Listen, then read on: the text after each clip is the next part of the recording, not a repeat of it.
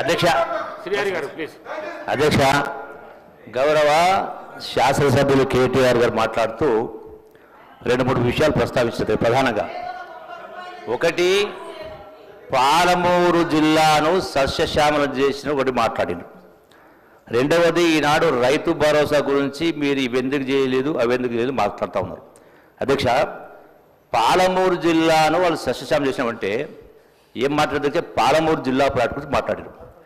ఎన్నికల సందర్భంలో ఎన్నికల ముందు ఒక పంపును ఆన్ చేసి నార్లాపురి జిల్లాలో పోసి జాతికి అంకితం చేస్తున్నాం ప్రాజెక్టు పూర్తయిందని మాట్లాడారు. నిజమా అబద్ధమా? అధ్యక్ష ఒకటి, ఈరోజు కూడా ఒక సెంటు కానీ ఒక గుంట కానీ ఏ రిజర్వాయర్లకు మొత్తం 5 లిఫ్ట్లు ఉన్నాయి. సెకండ్ లిఫ్ట్ వరకే నీళ్ళు వచ్చే పరిస్థితి లేదు ఈనాడు. రెండవది, ఈనాటికి కూడా కాలువలకు కానీ మిగతా దానికి కానీ ఇప్పటికీ అడ్మినిస్ట్రేటివ్ శాంక్షన్ లేదు. ఇంకా 40-50 వేల కోట్ల రూపాయలు ఖర్చు పెడితే తప్ప నీళ్ళు వచ్చే పరిస్థితి లేదు. నెంబర్ 1. నెంబర్ 2 అధ్యక్ష, మిషన్ భగీరథ గురించి మాట నేను విన్నా అధ్యక్ష. మిషన్ భగీరథ గురించి మాట నేను విన్నా అధ్యక్ష. అదేగా నేను ఈ రోజు కూడా నేను ప్రూవ్ చేస్తా. రెండవది అధ్యక్ష, ఒక నిమిషం, ఇరిగేషన్ నుంచి మొత్తం పాలమూరు జిల్లా చేసినామంటే కాంగ్రెస్ హయాంలోనే ఆనాడు రాజశేఖర రెడ్డి గారు ముఖ్యమంత్రి ఉన్నప్పుడు కల్వకుర్తి లిఫ్ట్ అయినా, భీమా అయినా, నెట్టింపాడైనా, కోయిసాల 8 లక్షల ఎకరాల ప్రాజెక్టు మంజూరు చేసి కాంగ్రెస్ ప్రభుత్వం రూలింగ్లో ఉన్నప్పుడే మొదటి లిఫ్ట్ని పంపు చేసి ఆనాడు శ్రీవారి సముద్రం నింపి నీళ్లు ఇచ్చే కార్యక్రమం చేసిన దగ్గర వీళ్ళు 10 సంవత్సరాల పరిపాలన చేసిన తర్వాత 8 లక్షల కోట్ల రూపాయలు అప్పు చేసిన తర్వాత ఈనాటికి కూడా ఇదే భీమాలో ఇదే కల్వకుర్తిలో ఇదే నెట్టెంపాడులో ఈనాటికి కూడా ల్యాండ్ అక్విజిషన్ కూడా పేమెంట్ కానటువంటి డ్యూస్ చాలా ఉన్నవి. ప్రాజెక్టు పూర్తి కానీ చాలా ఉన్నవి. పూర్తి ఆయకట్టు రాలేదు అధ్యక్ష, ఈనాటికి కూడా రాలేదు అధ్యక్ష.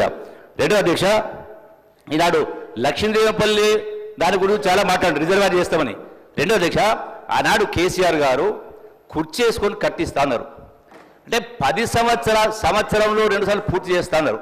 అంటే 10 సంవత్సరాల కాలంలో 8 లక్షల కోట్ల అప్పు చేసి కూడా మరి ఎక్కడేసే గొంగడు అక్కడ ఉంది అధ్యక్ష. అంటే అందుకనే అధ్యక్ష, రెండవది అధ్యక్ష, ఈనాడు మిషన్ భగీరథ గురించి నేను 100% రుజువు చేస్తా.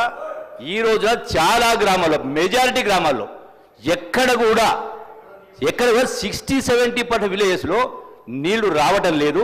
రెండవది అధ్యక్ష, ఏ పద్ధతిలో ఇన్ని వేల కోట్లు ఖర్చు పెట్టి దాని ఏం జరిగిందో తెలుసు నాకు అధ్యక్ష. సర్టిఫికేట్ కూడా చెప్తాం. అంటే ఇప్పటికి కూడా ఆ డిజైన్ ప్రకారం ఎక్కడ కూడా నీళ్లు కరెక్ట్గా రావడం లేదు. నేను రుజువు చేస్తా. ఇంతకుముందు మాట్లాడినారు రామారావు గారు, నేను ఇప్పుడే రుజువు చేస్తాను, నా పదవికి రాజీనామా చేస్తాను. నేను కూడా సిద్ధంగా ఉన్నా అధ్యక్ష. అంటే ఈనాడు పాలమూరు ప్రాజెక్ట్ అయినా ఇతర ప్రాజెక్టులు కూడా చాలా జరిగినాయి, చాలా లోపల పడ్డాయి.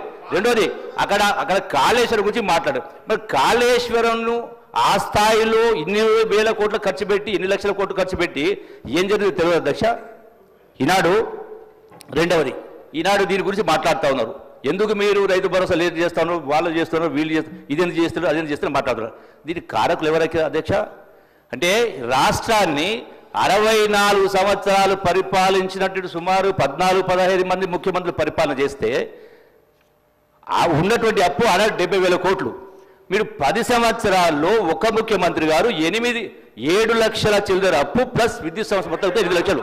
ఇక్కడ నేను ప్రస్తావిస్తా ఉన్నా. గౌరవ గతంలో ఫైనాన్స్ మినిస్టర్ గారు హరీష్ రావు నేను ప్రశ్నిస్తా ఉన్నా అధ్యక్ష, నిజాయితీ చెప్పడానికి కూడా ధైర్యం కావాలి.